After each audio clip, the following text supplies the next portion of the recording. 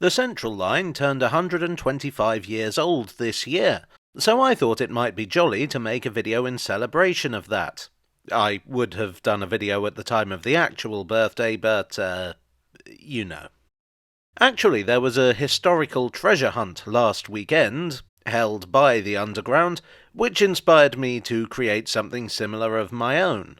Today, let's look at what are, in my opinion at least, the best places to experience the history of this line. The Central Line actually started out as the Central London Railway. The concept was first mooted in 1865, but obviously it took them a while to figure out. It opened on the 30th of July 1900 and was the third of the deep-level underground lines, the first two being the City and South London Railway and the Waterloo and City Railway. I suppose you could add the Tower Subway, but most people don't bother. Back then it only ran from Shepherd's Bush in West London to Bank in the heart of the city, but along the way it stopped at such important destinations as Bond Street, British Museum and Chancery Lane.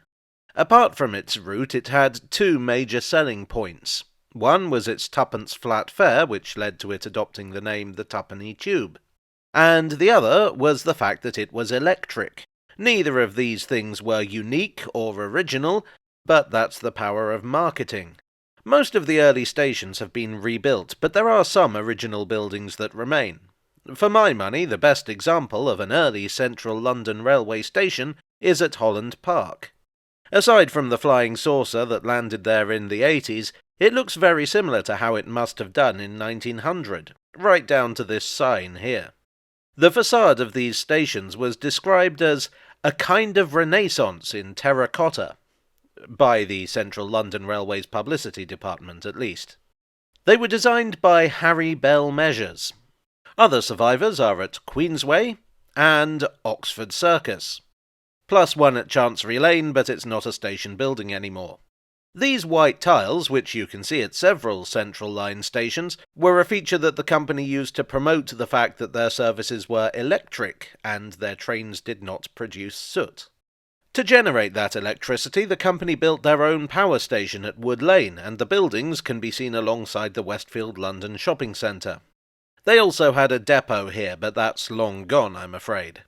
In 1907, the line was extended a short distance to Wood Lane for the Franco-British exhibition.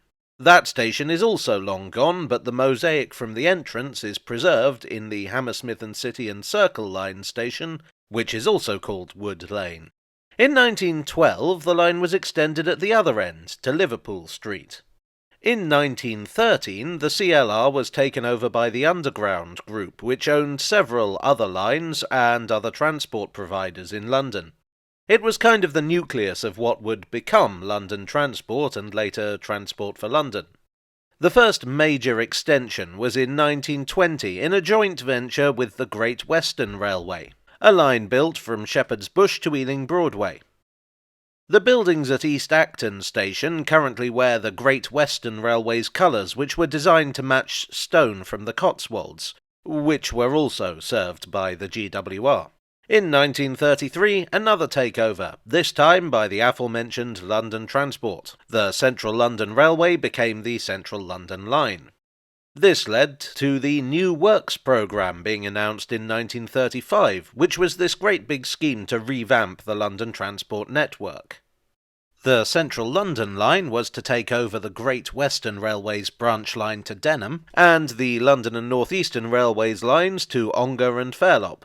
In the event, the Great Western takeover only went as far as West Ruislip. Still, this would add a number of stations to the Central Line that were not built for the Underground, like this one at Barkingside. There are several stations I could have picked for this, but I just really like Barkingside. It's a fine example of a Great Eastern Railway station.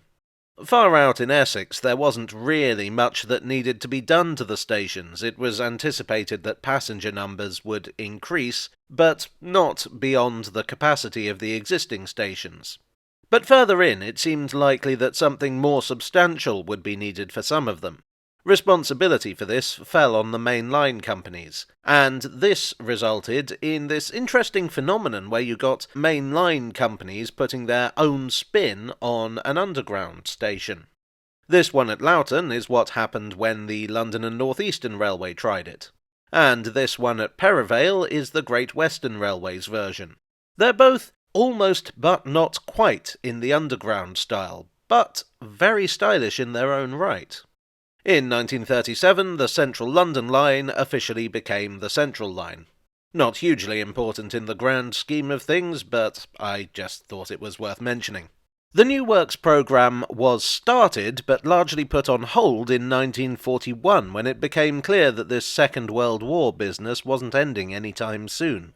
In order to connect with the branch lines in the east, the Central Line tunnel had to be extended from Liverpool Street to Stratford.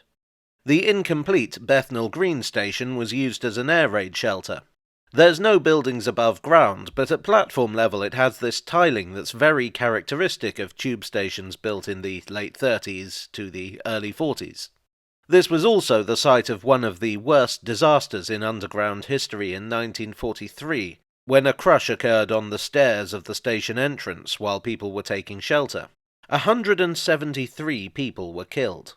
There's now a memorial outside the station. Another new tunnel was built from east of Leytonstone to Newbury Park. This also saw wartime use between 1942 and 1945 as an underground factory for the Plessey Company, making aircraft components.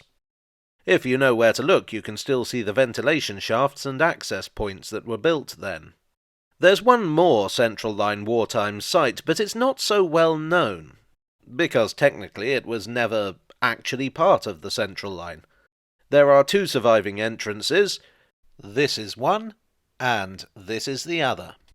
See, there was a plan to build an express branch on the Central Line running beneath the original through central London. For various reasons this didn't happen, although they did dig some tunnels at Chancery Lane. These were intended to be used in the interim as a deep-level air raid shelter, but instead they were used as a government communication centre. They stayed in use as such until the 1980s. Wanstead, Redbridge and Gants Hill stations were some of the last work for London Underground carried out by legendary tube architect Charles Holden, opening in 1947. And undoubtedly the most magnificent of these is Gants Hill, not above ground, but below.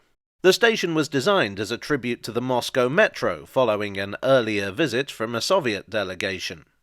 It tickles me that such a magnificent station is out here in the suburbs. I mean, I know we're a long way east, but this is ridiculous, comrades. In 1951, two post-war stations on the Central Line won a Festival of Britain Architecture Award. One of the award winners was White City in the west, the station that replaced Wood Lane. I mean, it's nice, but it's no Gants Hill. The other was Newbury Park, or specifically, the bus shelter in front of it, designed by Oliver Hill. Love it or hate it, you can't deny that it's distinctive. Weirdly enough, though the section from Epping to Ongar had been formally taken over by the Underground in 1949, it wasn't electrified until 1957. But it was always a bit of an outsider. It had its own dedicated shuttle service of short trains because the power supply couldn't handle full-length trains, and there weren't enough passengers to justify improvements. In 1994, London Transport finally decided to give up and the section from Epping to Ongar was closed. But you can still ride it, or at least most of it. It's now a heritage railway, the Epping-Ongar Railway. I've given you a very brief overview of the history of the Central Line. There's quite a lot that I've skipped over, though.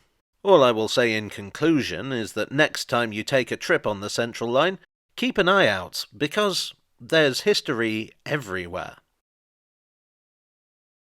Well, I do hope you enjoyed this artifactorial tale from the Tube. Is that a word? Well, it is now. If you did enjoy it, please do leave a like and consider subscribing for more. If you didn't enjoy it, don't leave a like, you'll only make me worse.